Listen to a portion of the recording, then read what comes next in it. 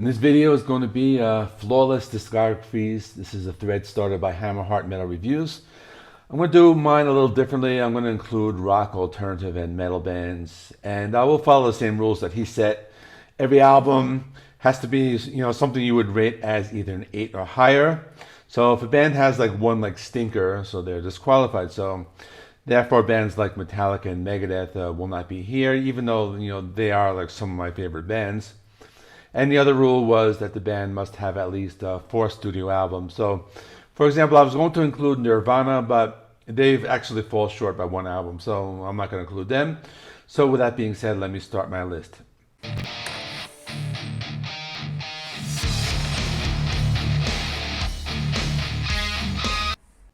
So the first band that came to mind is, my t-shirt should give it away, Led Zeppelin. Most of their albums are 10 out of 10. I would say Led Zeppelin 1, 2, 3, and 4 are just 10 out of 10 albums. Then they have Houses of the Holy and Physical Graffiti. Awesome albums. I would give those like a 9 out of 10. And the weakest ones would be like Presence and Into the Outdoor, but those are still, would be definitely an 8.5 out of 10. The other album would be Coda, which is kind of a compilation, so I wouldn't really include that, but even if I did, that would be at least an 8. So this is one of the bands with the strongest catalog, so for that reason I chose them first. Next is Death, the original death metal band. So they have 7 albums and just they're all killer. I know Hammerheart mentioned this band. So the first 2 albums, straightforward death metal. We got Scream, Bloody Gore, and Leprosy. Now I enjoy Leprosy better of those 2, but they're both great. Then they get a little more progressive with albums like Spiritual Healing and Human. Those ones have a nice balance between the death metal and like the progressive metal. Then they got Symbolic, Individual Thought Patterns, and then they get really like technical and they kind of experiment a little more with that core sound. And finally, their last album, The Sound of Perseverance, which is actually my favorite album.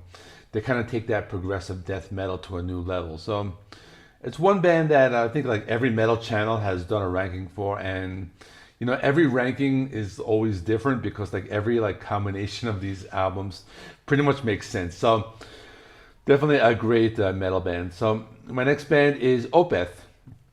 Now I can understand how some people might say they don't qualify.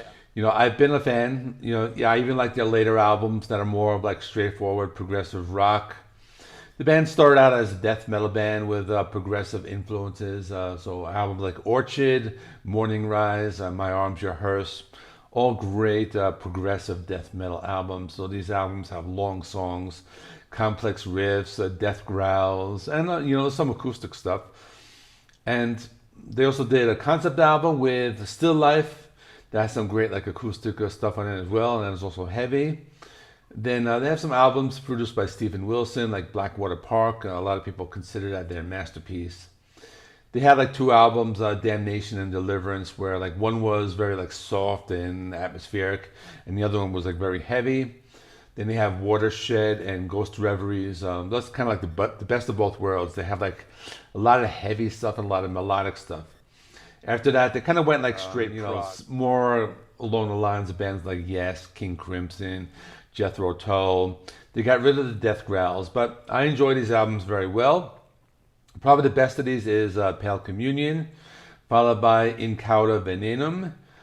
But the other ones, Heritage and Sorceress, are very good. They would be an 8 out of 10, so for that reason, this band qualifies. Then I have Soundgarden. This is one of my favorite bands from the grunge years.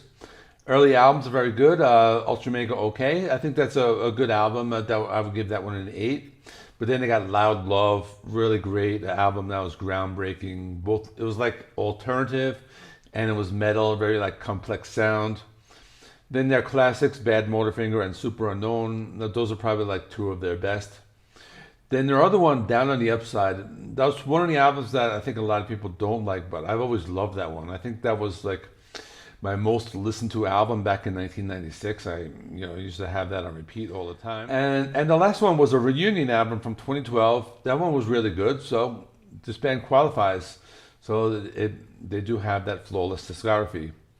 The next band I have is Gohira. So they are a progressive death metal band from France. Actually, the only band I really know from France. Their first album, Terra Incognita, probably more of a classic death metal album, but very good. Lots of heavy riffs and good songs. The next album, The Link, they kind of experiment a little more.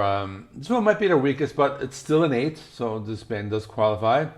Then the rest of their albums are just really great. So From Mars to Sirius and The Way of All Flesh, those are probably my 2 favorites. So many great songs on an album. You know, they have a song, The Heaviest Matter in the Universe. I mean, that's an awesome song title. Another album, L'Enfant Sauvage. It's just classic, lots of great songs, very heavy album. Then Magma, that one, they changed the sound a little bit. Songs a little more atmospheric, a little slower, a little darker, a little more experimental, but I still love that album. It's just a really great one. That was actually my gateway to the band, the first album I ever listened to. And the last album, Solitude, was very good. I actually listened to it again yesterday just to refresh my memory of it, and I really enjoyed that one. It's a little more accessible. It's a little more along the lines of like Sepultura's Roots, but I love that album. So for that reason, this band qualifies. Next, I have Mastodon, another band, progressive metal band, elements of sludge and doom, a fairly modern band, very consistent. So the first album, Remission, was very heavy. Not as progressive as the others, but just filled with heavy songs. March of the Fire Ants, that's a really great song. Then Leviathan, that's a kind of heavy concept album about Moby Dick.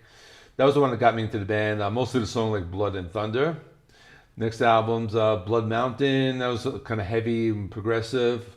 Great song, Crystal Skulls, from that album. Then their masterpiece, Crack the Sky, just great progressive metal album. So my favorite song from that one is Oblivion. And then after that, they get a little more accessible, I guess, The Hunter and Once More Around the Sun, but both good albums. After that, Empire of the Sand, really great album, lots of heavy, complex songwriting. Steam Breather is a great song. And the last album, Hushed and Grim, was one of my favorites from that last year. It just came out last year.